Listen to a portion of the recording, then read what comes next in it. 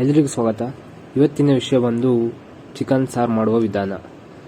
ಅದಕ್ಕೆ ಚಿಕನ್ ಮಾಡಲು ನಮಗೆ 2 ಬೆಳ್ಳುಳ್ಳಿ, 1 ಈರುಳ್ಳಿ ದಪ್ಪನೆಯದು, ಮತ್ತು ಶುಂಠಿ ಹಾಗೂ ಕೊತ್ತಂಬರಿ ಮತ್ತು ಪುದೀನವನ್ನು ಹಾಕೊಂಡು ಮಿಕ್ಸ್ ಮಾಡ್ಕೊಂಡು ಇಕ್ಕೊಬೇಕು.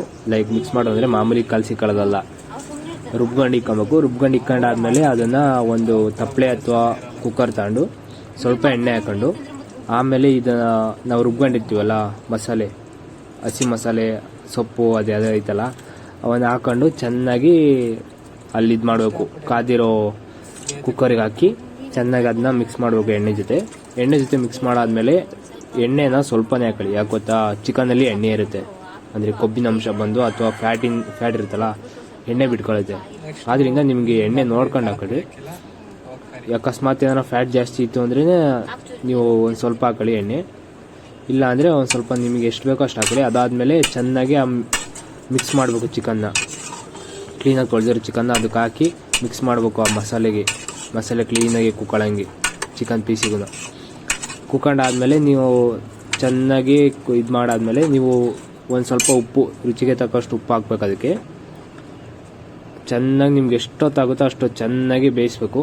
ಅಂದರೆ ಬೇಯಿಸೋದೊಂದು ಅಷ್ಟೊತ್ತಲ್ಲ, ಸುಮ್ಮನೆ ಅದ್ರಾಗೆ ಚಿಕನ್ ಆಗಿರೋ ನೀರಿನ ಅಂಶ ಎಲ್ಲ ಕೆಳಿಗೆ ಹೋಗೋ ತಕ್ಕನ, ಆವಿ ಆಗೋ ತಕ್ಕನು ನೀವು ಬೇಯಿಸ್ಕೊಬೇಕು.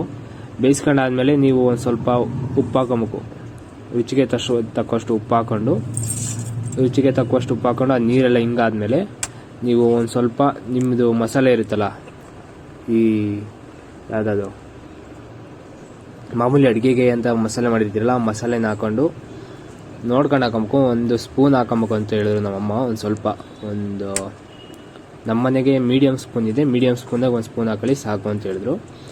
ಅದಾದಮೇಲೆ ಅದನ್ನ ಚೆನ್ನಾಗಿ ಮಿಕ್ಸ್ ಮಾಡಬೇಕು. ಅದಕ್ಕೂ ಚೆನ್ನಾಗಿ ಮಿಕ್ಸ್ ಮಾಡಾದ್ಮೇಲೆ ಒಂದು ಸ್ವಲ್ಪ ನೀರು ಹಾಕೊಬೇಕು. ಅದಕ್ಕೆ ಮಿಕ್ಸ್ ಮಾಡೋಕ್ಕಿಂತ ಮುಂಚೆ ಒಂದು ಸ್ವಲ್ಪ ನೀರು ಹಾಕ್ಕೊಂಡು ಅದ್ರ ಜೊತೆಗೆ ಇದನ್ನ ಮಸಾಲೆ ಎಲ್ಲ ಹಾಕೊಂಡು ಮಿಕ್ಸ್ ಮಾಡ್ಕೊಂಡು ಚೆನ್ನಾಗಿ ತಿರುಗಬೇಕು. ತಿರುವಾದ್ಮೇಲೆ ಇದಕ್ಕೇನು ಹಾಕಿದ್ರೆ ಕಾಯಿ, 1 ಲವಂಗ, 1 ಚಕ್ಕೆ ಹಾಕೊಂಡು ಮಿಕ್ಸ್ ಮಾಡ್ಕೊಂಡಿರೋದು ಹಾಕೊಂಡು ಮತ್ತೆ ಅದನ್ನ ಚಿಕನ್ ಸಾರಿಗೆ ಹಾಕಿ ನಾವು ಅದನ್ನ ಹೆಂಗೆ ಮಾಡೋದು ಅಂದರೆ, ಮಾಮೂಲಿ ತೆಂಗಿನಕಾಯಿ, ಚಕ್ಕೆ, ಲವಂಗ ಮತ್ತು ಇನ್ನು ಅಷ್ಟನ್ನು ಹಾಕೊಂಡು ಚೆನ್ನಾಗಿ ಮಿಕ್ಸ್ ಮಾಡಿ ಅದ್ರ ಜೊತೆ ತೆಂಗಿನಕಾಯಿ ಅದನ್ನ ಹಾಕೊಂಡು ಚೆನ್ನಾಗಿ ಮಿಕ್ಸಿಗೆ ಹಾಕಿ ರುಬ್ಕೊಂಡು ಆಮೇಲೆ ಅದನ್ನ ಸಾರಿ ಮೇಲೆ ಅಂದರೆ ಸಾರು ಆದ್ಮೇಲೆ ಹಾಕೋದಲ್ಲ, ಅದು ಮಸಾಲೆ ಹಾಕಿರ್ತೀವಲ್ಲ, ಮಸಾಲೆ ಹಾಕಿ ಒಂದು 10 ನಿಮಿಷ ಆದಮೇಲೆ ಇದನ್ನ ಹಾಕ್ಬಿಟ್ಟು ಕ್ಲೀನಾಗಿ ಅದನ್ನ ಅಳ್ಳಾಡಿಸ್ಬಿಟ್ಟು ಅದನ್ನ ಬೇಯ ತನಕ ಬಿಟ್ಬಿಡ್ಬೇಕು. ಬಿಟ್ಟಾದ್ಮೇಲೆ ನಮಗೆ ಹೆಂಗೆ ಬೇಕೋ ಹಂಗೆ ಮಾಡ್ಕೊಂಡು ತಿಂತಾ ಇರ್ಬೋದು.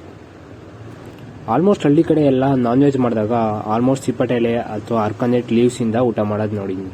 ಯಾಕಂದರೆ ಹಳ್ಳಿ ಕಡೆಗೆ ಹೊಲಸು ಅಂದಾಗ ಮನೆಗೆ ಒಳಗೆ ಮುಟ್ಟಿಸ್ಕೊಬಾರ್ದು ಅಂತ ಇದು ಮಾಡ್ತಾರೆ. ನಮ್ಮನೆ ಹಂಗೇನಿಲ್ಲ, ಆದರೆ ನಮ್ಮನೆಗೆ ಪ್ರತಿ ಸಲ ಚಿಕನ್ನು ಮಟನ್ನು ಮಾಡಿದಾಗ ನಾವು ಆದಷ್ಟು ಇದ್ರಾಗೆ ಸಿಪ್ಪಟೆ ಎಲೆ ನಮಗೆ ಖಾಲಿ ಬಿದ್ದಿರ್ತವಲ್ಲ ತೋಟದಲ್ಲಿ, ಅದರಿಂದಾಗಿ ಎಳ್ಕೊಂಬಂದು ಹುಯ್ಕೊಂಡು ಮಾಡಿದಾಗ ಅದಕ್ಕೂ ಟೇಸ್ಟ್ ಏನೋ ಒಂದ್ಸಲ ಬಿಟ್ಟೋಗುತ್ತೆ. ಅದರಿಂದಾಗಿ ಎಲ್ಲರೂ ಇಷ್ಟಪಡ್ತಾರೆ. ಸಿಗೋಣ ನೆಕ್ಸ್ಟ್ ವಿಡಿಯೋದಲ್ಲಿ. Thank you.